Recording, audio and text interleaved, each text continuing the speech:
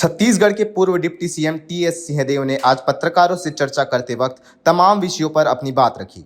उन्होंने मौजूदा वक्त में चल रही धान खरीदी से लेकर मौजूदा प्रक्रिया पर सवाल उठाए। उन्होंने कहा कि मौजूदा सरकार जिस प्रकार से धान खरीदी कर रही है वह सही से नहीं हो पा रही है। विभिन्न धान खरीदी केंद्रों में बारदानों की भी कमी हो रही है।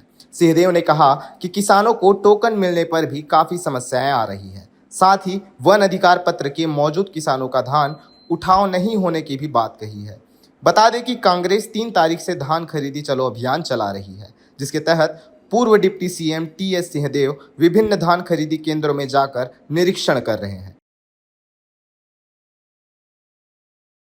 अभी किसानों ने जो बताया कि जितना धान वो दे रहे हैं, एमएसपी का जो पेमेंट है राशि है 2300 रुपया और महीन धान का पतले धान का 2320 रुपया, वो तो उनके खाते में आ जा रहा है। सरकार की ओर से जो चुनाव के पहले कहा गया था कि एक मुश्त पेमेंट करेंगे, वो अभी तक नहीं हुआ है। तो एक कमी लोग ये बता रहे हैं।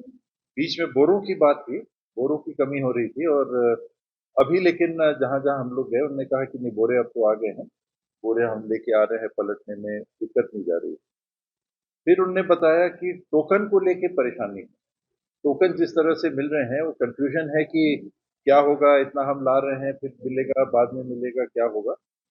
हालांकि अभी तक सामान्य चल रही है खरीदी। मेरे ख्याल से 15% तक उस दिन तक खरीदी दिख रही थी, 15% खरीदी हुई है और 31 जनवरी तक समय है कि अगर 2000 क्विंटल एक दिन में एक खरीदी केंद्र में लिया जाए तो धान तो लिया जा सकता है।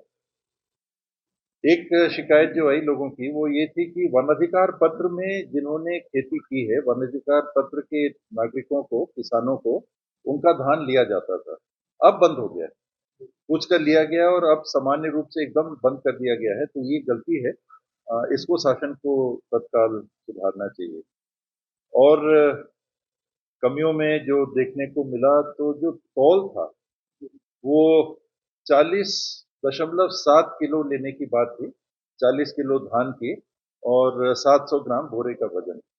तो इसमें एवरेज सामान्य रूप से जितने बोरे हम लोगों ने तौले तो 2 केंद्रों में तो 40.8 ये थोड़ा सा ज्यादा था और बिलाईगढ़ में जहां जाके तौल करके देखा था वहां 48 किलो था। तो धान ज्यादा लिया जा रहा है, ऐसा दिख रहा था। सूक्ति की भी जो बात है तो धान के किस्म को और उसका मूल्यांकन करके ही लिया जा रहा है। तो उसमें एक्स्ट्रा धान लेने की बात नहीं आनी चाहिए। इसको शासन को सुनिश्चित करना चाहिए कि अगर 40 किलो 700 ग्राम कहा गया है तो 40 किलो 700 ग्राम ही किसान से लिया जाए, ना कि 40 किलो 800 ग्राम या 48 किलो।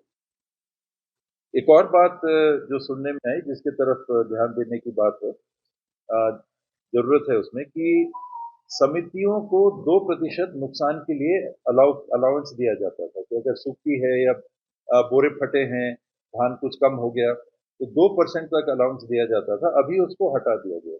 अगर ये रहा तो सोसाइटियां बड़े घाटे में आ जाएंगे और वो तनख्वाह इत्यादि देने में, अपना संचालन करने की स्थिति में बिल्कुल नहीं रह पाएंगे।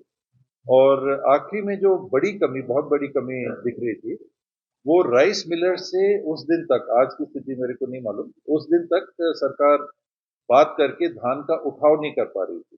तो सारा धान खड़ों में है या कह लें कि खरीदी केंद्र में रखा हुआ है और मिलर्स के यहाँ नहीं जा रहा है।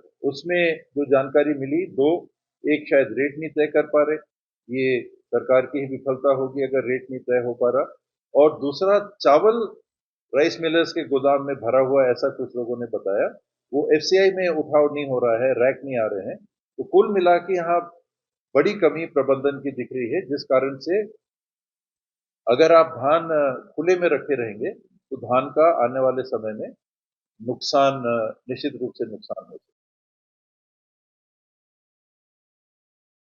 है। रायपुर से राघवेंद्र पांडे की खास रिपोर्ट।